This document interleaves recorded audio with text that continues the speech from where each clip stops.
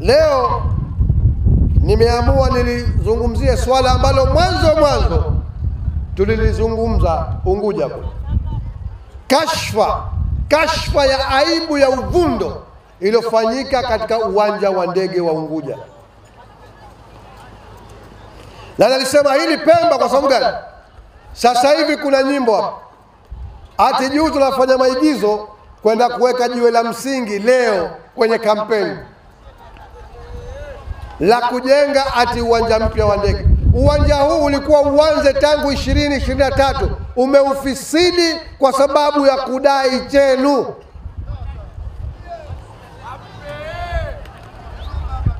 Katumwa mtu kwenda kudai milioni 8 dola za Kimarekani.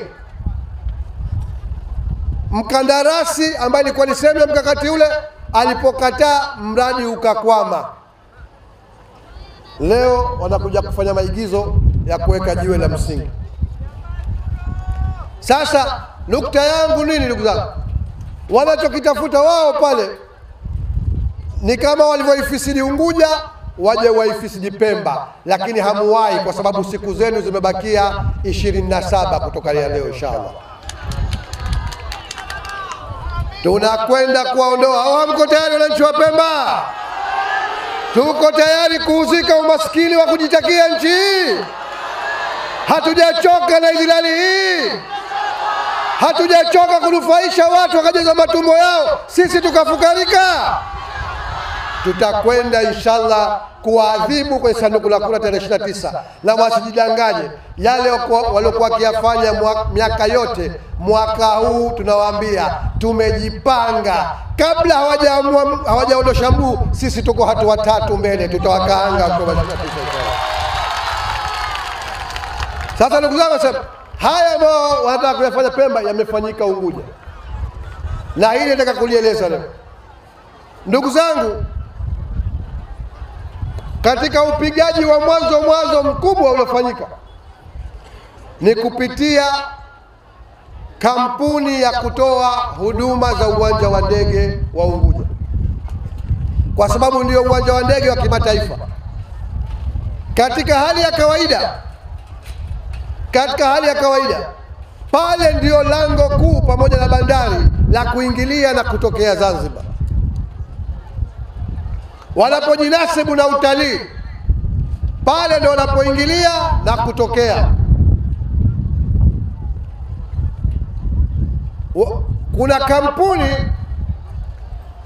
zilianza pale za Kizanzibari wakati airport ile haitaki mtu.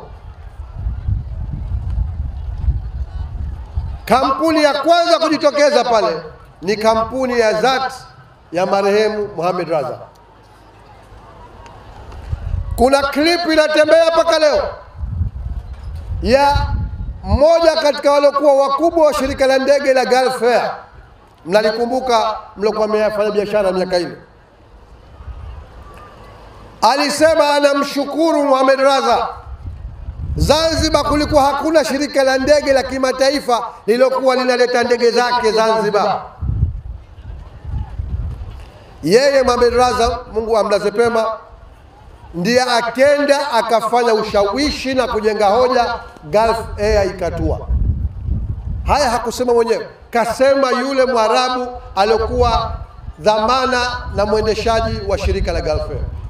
Akasema huyu alitufungulia milango mpaka tukenda tukaonana na rais wakati wa Dr. Salmin kuhakikishiwa kila msaada. Na asema haya kwa sababu Zat, hii ndio kazi iliyofanya kampuni ya kizalendo. Wakati huo airport hakuna kitu. Ilianza mwaka 1998. Baadaye ikaja kampuni nyingine inaitwa Transworld mwaka 2014. Sasa ndugu zangu, leo imejengwa terminal mpya ya 3 ambayo leo hodari wa kujisifia akajifakharisha nayo. Terminal 3 ile haikujengwa na yeye, kaja kaikuta tayari imekamilika. Na katika watu tuliopambana, ushahidi upo. Mimi nilipambana katika baraza la wawakilishi kupambana na ufisadi ili uwanja wa ndege ule terminal mpya ijengwe. Umekamilika leo, unazifisidi kampuni za Kizanzibari hizi. Moja ya Kizanzibari, moja ilikuwa na mchanganyiko wa hisa baina ya kampuni nyingine za nje na mwanahisa Mzanzibari. Kisa nini? Unataka kuleta kampuni yako kutoka Dubai, inaitwa Danata. Sasa tulisema sisi si ubaya kuleta kampuni nyingine,